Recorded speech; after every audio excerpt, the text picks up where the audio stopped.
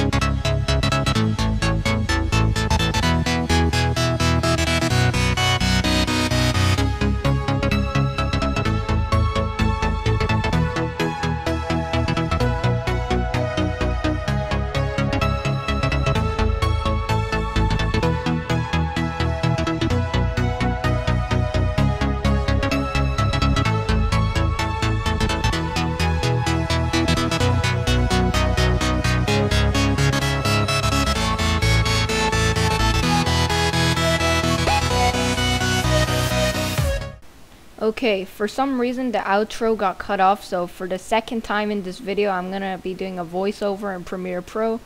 So, thank you so much for watching, and remember to completely, like, destroy that like, subscribe, and notification bell.